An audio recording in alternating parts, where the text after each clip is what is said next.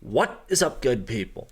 Jungle Link here. Hope you're doing well. This is so massive. Vet announcing the following: the XRP Ledger amendment to allow clawback tokens like Ripple stablecoin to be used in the AMM. That's so important for the health, for the growth, for the adoption of the XRP Ledger. It just went through code review. This is what I was worried about. Community and Ripple devs worked together on this review.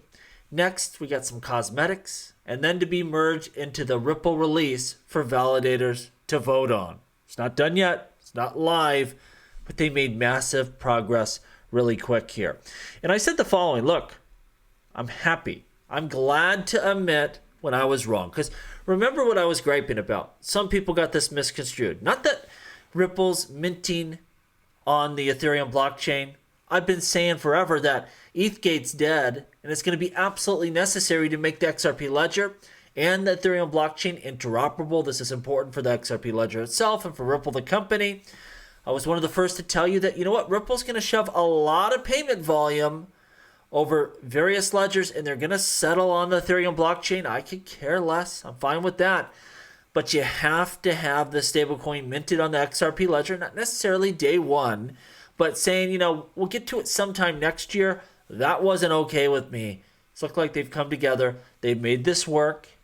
Not saying everything I brought up now in that last video has been solved or addressed, but this is a big one. I want to see Ripple have success with the launch of this stablecoin. And I think for true adoption, for true success, they have to have, you know, a fully functioning XRP Ledger that can take that stablecoin into AMMs. This was a pleasant surprise. I'm glad to say, look, I was wrong. They're getting it done in a timely manner. Yay for that. Remember, I have XRP. I would rather make money than be right. And this was big. Again, not done, but they're making huge progress here. The next story here we have a second ETF application has been filed. First, we had Bitwise. This one is from Canary Capital. Now, these aren't BlackRock, even though Bitwise I think is quite a bit bigger than Canary Capital, but still people are trying to bring this product to market. They are comfortable making these filings even though there's an ongoing appeal, as far as we know. SEC at least filed for an appeal. So we'll see how that plays out. But it's still big. It shows, there's some demand there. Both of these issuers have looked at the market and they think, you know what, this will be a product that people want. And I think we'll see the bigger ones follow suit, if not fairly soon, at least once everything is put to bed here with the SEC, which I don't think will take as long as people are thinking. I highly doubt this thing makes it all the way through the appeals process, even though I'm ready for it. If it happens, it happens, but I would not be surprised if this thing is wrapped up either with the current administration or the next, whoever that may be. Big news for SWI, USDC, live officially on the network. Circle launching their stablecoin. We're seeing a lot of action there with their transaction value locked, a lot of action with their meme coins, just a lot of activity going on this blockchain. Still very early, still a young blockchain, starting to get its legs, but it's going up the charts. And also you're seeing a lot of actual real world use of that blockchain, and you need stable coins. That's what's so important about Ripple stablecoin and the XRP Ledger.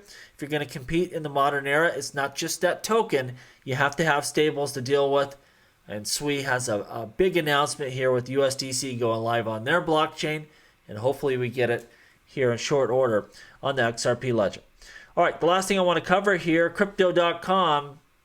They said they're suing the SEC for clarity in the U.S. Well, what happened is they got a Wells notice, and they're trying to pull a consensus here and front run any lawsuits.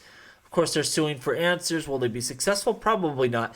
But it still shows, at least with the current guard, they're being very hostile, very aggressive. You have right now the Ripple case being extended through appeals. We have a new lawsuit going versus another exchange in crypto.com. Not my favorite. But make no mistake, they're a multi-billion-dollar enterprise. They want to follow the laws. This is not the type of entity you should be suing. You should be giving them the guidelines, and they're going to follow it. The same as Ripple and most of the other big players out there. Hopefully we see a pivot sometime next year after the elections where we can have a fresh start. It doesn't mean it's going to be a free-for-all. A lot of us crypto enthusiasts, we may not like the way things turn. May be quite restrictive, but at least entrepreneurs, Robinhood, Crypto.com, Ripples. They'll know what they can do and what they can't do, and we can work from there. At least it's a start. It's a start where you can see massive growth and adoption here. This is too bad. We're just seeing another crypto, part of the infrastructure being harassed. Crypto.com, they're a big exchange. They've been around a long time. Robinhood's under attack. Of course, Binance, Kraken. Outside of that, most of your tokens are on edge. They've been named in lawsuits, even though they haven't been, specifically sued. This is a big problem, and we need a new approach to this space. I hope we get it. Let me know what you think down below. As always, please like, please subscribe. The revolution will be televised right here on Jungle Link.